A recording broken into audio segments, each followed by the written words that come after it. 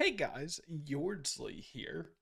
Have you ever thought that you would like to see something physical whenever someone interacts with any of your content, or like they like your Instagram post, or in my case, when they subscribe to my YouTube channel? I really like the idea of just having like a trinket on my desk or something that lights up whenever someone interacts with my content. It shows that even though we're virtual, we're still real, and I like the interaction that I get from it. So in this video, we're actually going to set that up. We're going to make it so whenever someone subscribes to my YouTube channel, a little LED light will light up on my desk. We're not going to 3D print a housing or anything like that in this video. This is just laying down the groundwork, and we'll add on to it in the future as we go, but this is just the baseline to help try to introduce the idea of working with ESP32s and to be a simple project that if you guys want to do at home and like follow along with the video, you absolutely can. Moving on to the hardware side of this project, obviously we need the ESP32 since that's what's going to be controlling the actual project. However, we also need a 100 ohm resistor and an LED light. In this case, we're using a 100 ohm resistor because we're using the 3-volt side of the ESP32 and the LED operates at 2 volts. So we need to step that down 1 volt. And if you plug in the voltage difference into Ohm's law, you get 100 ohms. And that's how I came up with that value. I'll throw it up on the screen here if you want to see the actual math breakdown of it. One thing too is if you're not sure what resistor you have, because they have these bands on them, but they're kind of hard to see sometimes. I like to use a multimeter that can test for ohms, and you see here in the bottom left, this one does it. You need to turn it so it's closest to the value of the resistor you want. In my case, since I need a 100 ohm resistor, I'm going to turn mine to 200 ohms. And then if you just take the resistor, you take one leg of it and you hold it on one prong of the multimeter, and then you put the other one on the other one. You can see there that this one's reading at 99.8 or so, which is perfectly fine. It doesn't have to be exactly 100 as long as if it's close. As far as wiring this up goes, we're going to use GPIO pin 4. So in my case, on my ESP32, that's D4. If you're not sure which one it is, I can throw a diagram up on the screen for the ESP32 I have, but it might be different depending on the make and model of the ESP32 you have. We're going to run a white wire from the GPIO pin 4 over here to another spot on the breadboard. And then from here, we're going to hook our resistor in, and then we're just going to run it straight across to another section. And then from here, we're going to look at our LED and figure out which side of the LED the long leg is. And actually, if you want to double check and make sure that your LED is going in the right direction, you can also use a multimeter for that. If you turn your multimeter back to 200 ohms, and then you take your LED light, and then you take the long side and you hold it on the positive, the red one, and then you put the other side on the black one. If I can, you can see it lights up. However, if you flip it around and you do the short side on the positive and the long side on the black, it doesn't light up. That's how you can tell which side you need to put the LED on first. So you want the voltage coming in from the 3 volts into the long leg. So we're going to shove that here in the same row as the resistor. And then on the other side, we're going to take the blue wire and we're going to run this back to the ground. And that's it. That's all the wiring you have to do for this project. Moving into the software side of things, now that we have all of our wiring up and we have the ESP32 connected to the computer, we're going to set up a simple test to make sure that the LED light and the wiring is working as expected. So we're starting with a standard sketch right here, and at the top I do have the secrets file included, and that's just so whenever we get to the Wi-Fi part, I'm not showing you guys my Wi-Fi SSID or password. And I highly recommend you guys doing the same. If you make any videos or anything, you gotta protect that information and keep it private. First things first is we need to define the LED pin, which is where we plugged in the positive for the LED. In this case, it was GPIO pin 4, so we're just going to label it LED pin 4. And with that, we're going to set the pin mode on that pin, the LED pin, to output. This allows us to send voltage out that pin instead of it expecting it to take the voltage in. And then we're just going to digital write and set that pin to high. And by setting it to high, we're just turning it on. And from here, we're just going to compile and upload to it. And if you've worked with ESP32s in the past, you know, or at least in my case, I have to hold down the boot button while I upload the script. So you'll see in the screen share here that the connecting information and everything will show up while I'm holding down the boot button. And then once it's done, we'll double tap the reset button and make sure it lights up. So we'll go ahead and upload it here, and we'll hold down this boot pin. And you can see after it compiles, it starts connecting. And if you're not holding down the boot pin and it fails on the connecting part and doesn't upload, try holding down the boot pin and that should fix it. I've seen online where other people don't have to do it, but I think that might just be, in my case, the specific driver I'm using to run my ESP32. Now that it's uploaded, I need to double tap the reset pin. And you can see after resetting the pin and it updates the script that's running at the time, and now the LED lights up. Since we know the LED lights up, we can move on to the next step, which is setting up the Wi-Fi connection. With the Wi-Fi connection, since I already have my Wi-Fi SSID and my password defined in the secrets.h file, I don't have to define them here at the top. However, if you need to define yours, the way you would do that is by typing const char, and then you would do a asterisk, and then you would type out your SSID equals, and then whatever your SSID equals. And you do the same exact thing for the password. However, since mine are already defined, I don't have to do that. I'm going to skip that step. As part of this, I'm going to add the Wi-Fi stuff in between the digital write pin, the digital write for the LED pin, and the pin mode. And here I'm just going to do Wi-Fi dot begin. Oh, and part of this, you need to include the library for it. So in my case, it's include Wi-Fi.h like that. And then in this Wi-Fi begin, you need to pass in the SSID and the password. But since mine's defined in the secrets file, that's all I have to do to pass it in. We move this digital write down. That way we can set up a while loop on the Wi-Fi status, and until the Wi-Fi connects, the LED light's going to stay off. This will just help us know for testing purposes that we are connected to the Wi-Fi. So we'll do here, and then we'll have it delay 500, and we'll just have it serial print line,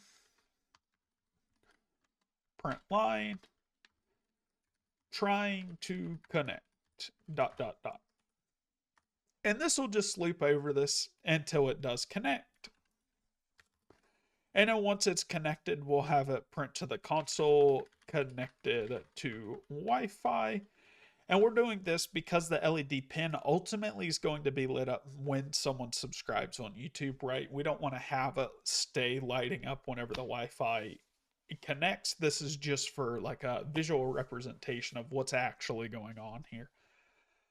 If you want to see the print line, we'll have to go up here and open up our serial monitor. With the serial monitor, we'll click Tools, and then we'll click Serial Monitor. And the serial monitor will allow us to see the print lines here as it's running, so we can see what's going on. So we're going to compile and upload. I'm going to hold down the boot button on the ESP32 again while it compiles.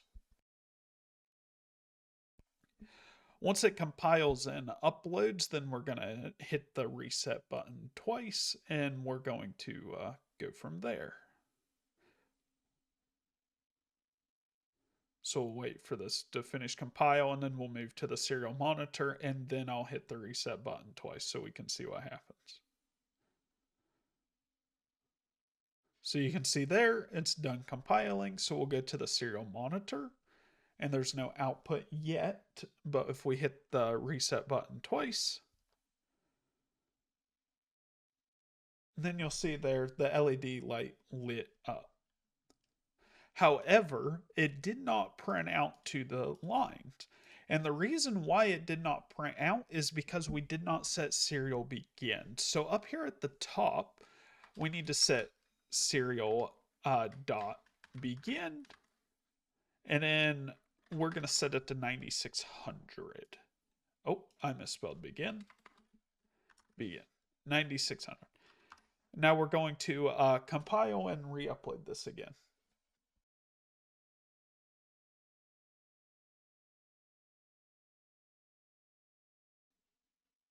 All right. We see there, it's done uploading and moves us to the serial monitor. So we're going to double click the boot button. You see trying to connect, and that's where it was running through that while loop here. And you can see once it does connect, it says connected to Wi-Fi, and our LED light is on. So we know we have connected. Now that we are connected to the Wi-Fi, we need to set up our YouTube API connection. To do that, I'm using a library on GitHub made by Brian. I'll throw a link in the description to the GitHub page if you want to use the same one. To include it, we're just going to go up here and we're going to do hashtag include, and then we're just going to bring it in. Just like that. And we're also going to use a Wi-Fi client library called Wi-Fi Client Secure. So there's a client, and we're going to secure just like that. As part of this, you'll need to define your API key. However, since I already defined my API key in my secrets file, I don't have to do that. You'll also need to define your channel ID here too. But once again, since I've already done that in my secrets file, I don't have to do it here. I recommend using a secrets file too if you're going to be recording and making videos and stuff. You don't want to leak your API keys. With those two libraries included, we need to define a YouTube API object. So we're going to do YouTube API, and then inside of here, we're going to do API key and client. We need to define a client above this, which a client would be a Wi-Fi client, secure, and then we're just going to name it client just for simplicity's sake. You can name it whatever you want, but in this case, we're just naming it client. With those two things defined, we're setting up our API. So now that we have this API object and we passed in the key and the client, we can call the YouTube API using this. We need to set our connection to insecure though as part of the process, because if not, you're going to get SSL certificate errors. So we'll do client.set insecure, and we're just gonna leave it like that. We're gonna move this digital write down into the loop because we're actually going to use this as part of the LED controls for the YouTube. So whenever someone subscribes, we're going to turn it on, and then we're going to turn it off after a delay.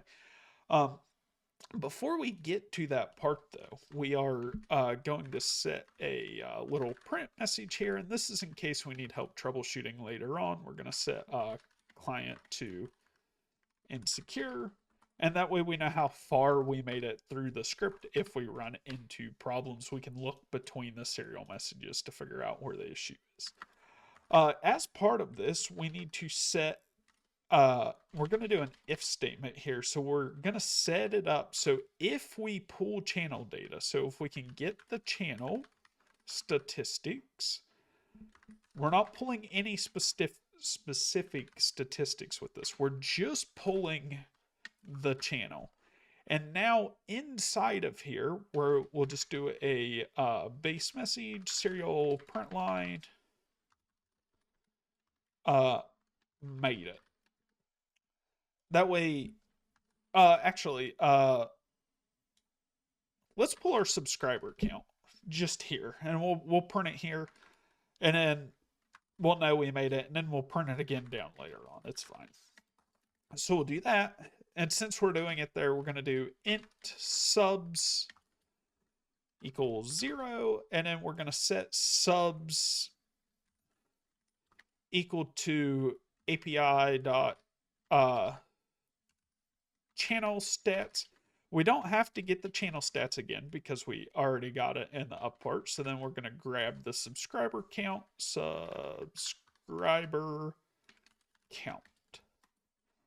and then we'll serial dot print line line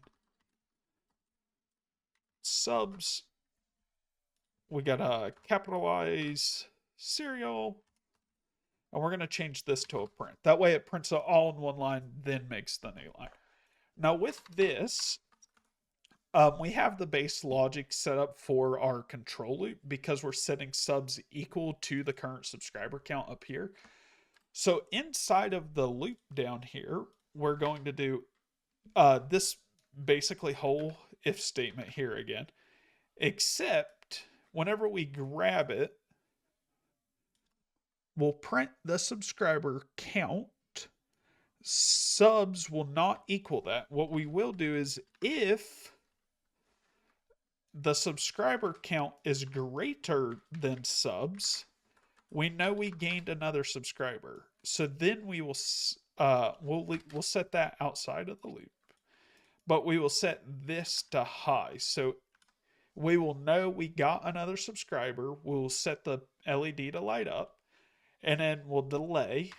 So we'll delay 500. And then we'll set subs equal to this again. That way we're not triggering on the one subscriber multiple times. And then as far as this print goes, we'll print that up here.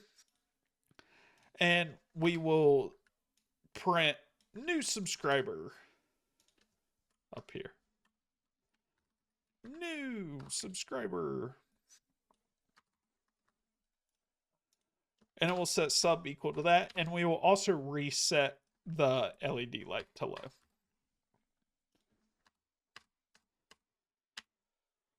So following this, we are getting the YouTube API. We're getting our client. We're setting up our client. We're setting up our YouTube API. We're doing our serial begin, our pin mode output, our Wi-Fi. We're setting up our Wi-Fi connection. We're printing that we're connected. We're setting our client to insecure. And I think that's all we need to do to test this. So we're going to compile this. And now we're probably going to see some errors about a character issue. And if that's the error we see, that's perfectly fine. It's most likely going to be caused because I have my secrets inside of, I have my API key and my channel ID inside of the secret file. So it's most likely going to throw an error. Whenever it does throw an error, if it does, we're just going to ignore it and we're going to upload it to the ESP anyways. So yeah, I threw a whole bunch of errors. We're going to wait for it to finish compiling. It's finished compiling, you see here. And now we're going to go to the serial monitor. We're going to clear it and then we're going to upload it. And we're going to hold down the boot button while we upload. Now you could probably gracefully handle those errors if you want to handle them, but we're not going to worry about it. And I see that it leaked my API key there, so I'm going to blur that out in editing so we don't see that. I don't need anyone subscribing to my API calls. So we're uploading. You can see here we're done uploading. So we're going to hit the reset button a couple times, reset that. We're trying to connect, client set to secure, and you can see there we're pulling our current subscriber count. Now we're going to do a little editing magic here, and we're going to throw a Google page up of me subscribing to the channel, and then we're going to watch that increment. So for now, while I set that up, we're going to just let this run in the background. Some editing magic later, you can see that I have this page up on my monitor of my YouTube channel. I am logged into a different Google account than my own to test this. So you can see we're still printing out 37 subscribers. So if I unsubscribe from Yordsley and I refresh the page, I now have 36 subscribers. You can see here it's printing out 36 subscribers. And if you watch the LED whenever I resubscribe and the console, it should light up the LED. New subscriber. And there you go. If I unsubscribe again and it goes back down to 36, and then I subscribe again, you can see it lit up again and it works. Well, there you guys have it. You saw that it worked. If you guys have any other comments or concerns, or if you're running into any problems with this project, feel free to comment down below on the video, or I'll throw a link to my Discord server in there too that I'm setting up for these projects if you'd like to get involved with that and see some of that. Um, I'll try to answer any questions and help everyone as I can. This is pretty straightforward project. If you guys just follow the video along, I should be able to help you out if you run into issues. Thanks for watching. Hope you have a great day.